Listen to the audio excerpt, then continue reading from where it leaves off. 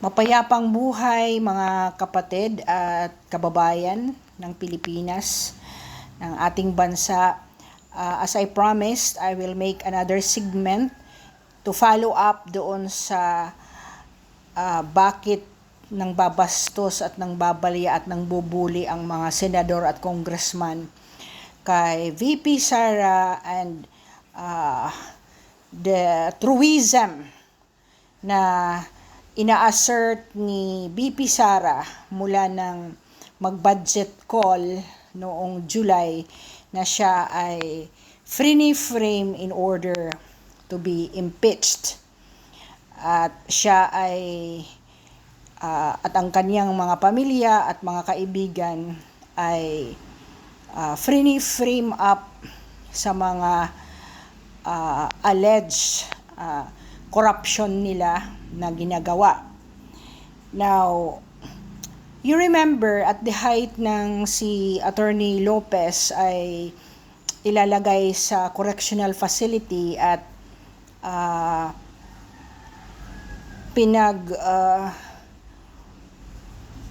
bubuli si BP Sara na may isang pulis nga na nakita natin sa mga video na isinasara ang ambulance na si BP Sara ay doon pa sa pinto. So, pinaglipat-lipat from veterans, tapos sa St. Luke's, tapos binalik sa veterans, na napakabilis ng mga pangyayari na hindi na inobserve ang right ng person who is ill or sick, di ba? So, kahit nga ang kriminal, pinapahalagahan po natin ang human rights. Pero sa pagkakataon na yon, sagad na si BP Sara, kaya she uttered a statement that hindi lang yan ang intent, but she is intended to be killed also. Dahil wala na nga siyang trust even sa PNP and security officers who are assigned or detailed to her office to watch over her safety. So ngayon, an NBI took cognizance, an NBI director took cognizance in the investigation of the statement she made as regards that intention to kill, and the supposed person whom she talked about that if she is going to be killed, the supposed person should go after the three named persons in that statement. So, ano po ba ang qualifying circumstances ng grave threat? I-define po natin sa Article 282 sa Revised Penal Code. Ang sabi po ng provision, ang grave threat is an act where any person shall threaten another with the infliction upon the person or one's honor or property of the person or his family of any wrong amounting to crime.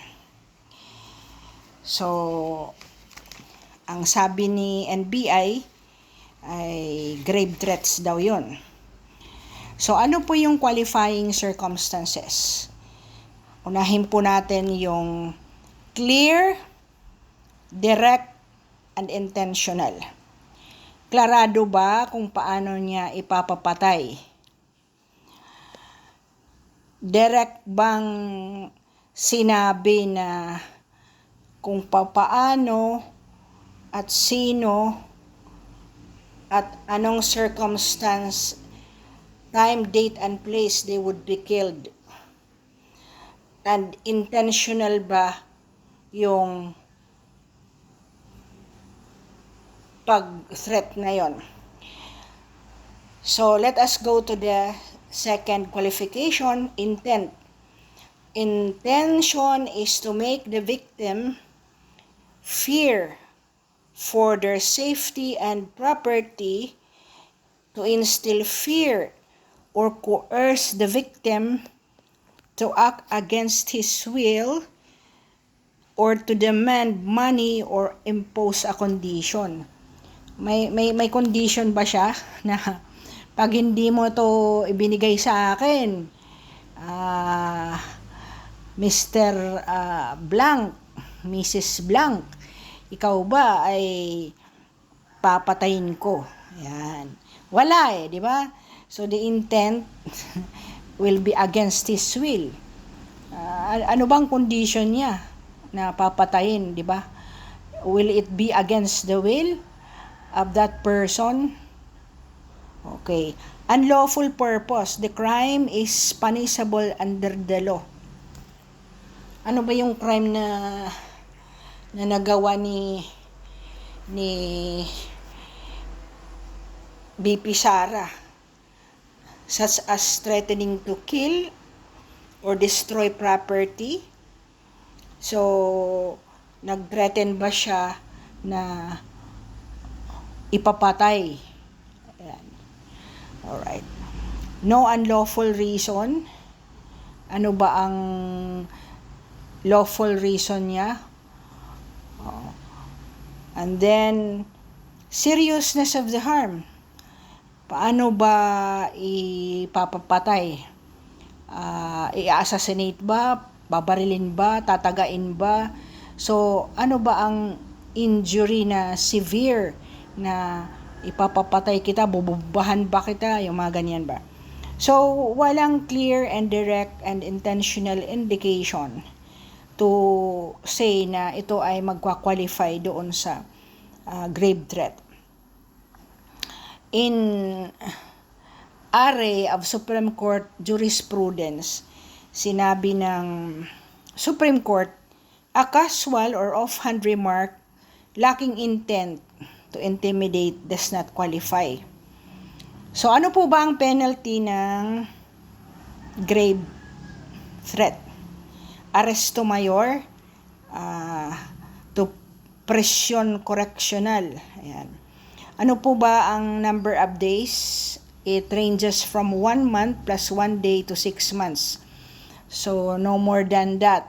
Ang presyon correctional po ay maybe higher at ito ay pwedeng kang ma-suspenso for 18 months in the government office, and then isususpenso din ang right to vote mo for 18 months. That is 1 year and 6 months. Ngayon, pwede rin i-dischero ka lang, meaning hindi ka pwedeng papasukin dyan sa area na i-specify ng court. And then, pabayarin ka rin ng 400,000. Was it a grave misconduct? Ayan. Paano bang grave misconduct? Yung ginawa daw ni BP Sara ay grave misconduct. Sige. Tingnan natin. What is grave misconduct? It is any form or element of additional corruption, willful intent to violate the law, to disregard established rules which must be established by substantial evidence. Ayan. So, napakahirap pong patunayan ng NBI na siya ay nag-violate. Ngayon, ano ba ang function talaga ng NBI? So, aralin nga natin. Kasama ba yan na isomon si BP Sara, which is the second highest position in the land? Nasaan na po bang hierarchy? Naku, Diyos ko po. Ano bang nangyayari sa Pilipinas? So, number 1, ang NBI may power to investigate, hindi prosecute ha. Wala siyang karapatan mag-prosecute to investigate any violation of any provision of the revised penal code, cybercrime, special laws. Number 2, technical assistance in the analysis of DNA, fingerprint, etc. to subpena, criminal record clearance sa mga lalabas ng bansa, magsisecure ng passport, yan. Kaya may NBI clearance. Ayan. Forensic and scientific functions. Ayan. Huwag na natin search and seizure, pag sworn and statement, pag take oath. Ayan. So, yun po. They can investigate and build a case and submit those findings sa Department of Justice. So, sino po ang mga tatlong offices lang na pwedeng mag-prosecute? Ayan. Ito po ay ang Department of Justice. So, kung gusto nila talagang kasuhan, ang Department of Justice ay kakasuhan si BP Sara. Tapos yung General Prosecutor. And then, of course, yung mga fiscal or prosecutor sa mga lower court. So, the functions of the prosecutor, meron din silang investigative power. And then, file a case to indict a person, represent the victim. So, in this case, ang i-represent nila si President Marcos at saka si House of Representative. And then, enforce judgment, ensure that there is correct enforcement of the judgment of the court. Whether or not tama ba yung ginawa ng director ng NBI na isomon si BP Sara, Diyos ko po. Kahit naman siguro elementary student yan na grade 5. Masyasyak ka kasi sa grade 3 nga natin, pinamemorize na sa atin yung hierarchy na yan. Na pag nawala ang vice presidente, ang presidente, papasok ang vice presidente. At ang sunod, pag namatay naman ang vice presidente, Senado, the House Speaker. And then pag namatay ang House Speaker ng Senado ay ang Kongreso. So, number 5 na po yung Supreme Court Justice pag namatay lahat ang mga yan, di ba? Hindi ko ubos maisip na in any history of the government of any nation, dito lang nangyari na ang isang simple director of an NBI, kahit nga FBI, di ba? Si President Trump, renade lang yung bahay, hindi na siya presidente, di ba? Hindi na siya incumbent.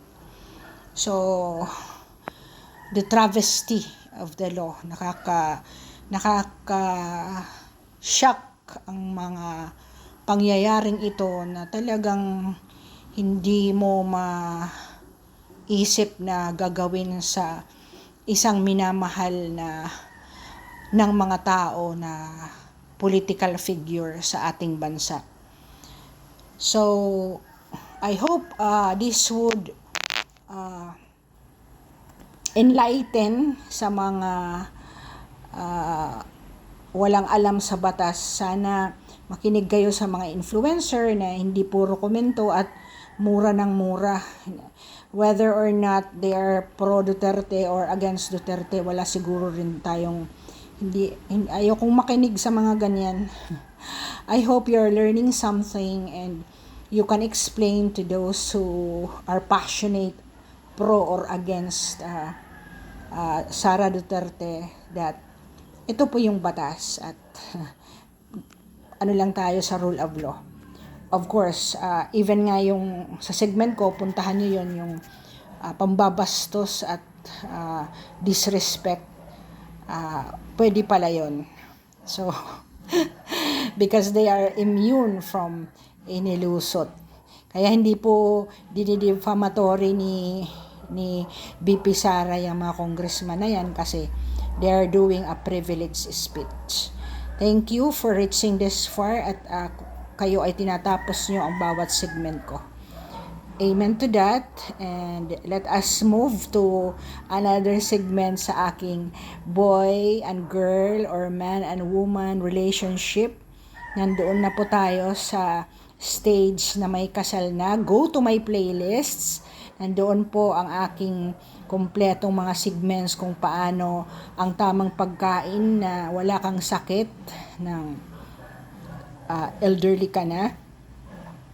How to be wealthy kahit anong age ka, and then of course relationship between man and a woman and how to succeed in that, and news abroad and domestically here in the Philippines. Maraming salamat, maligayang Pasko at manigong bagong taon.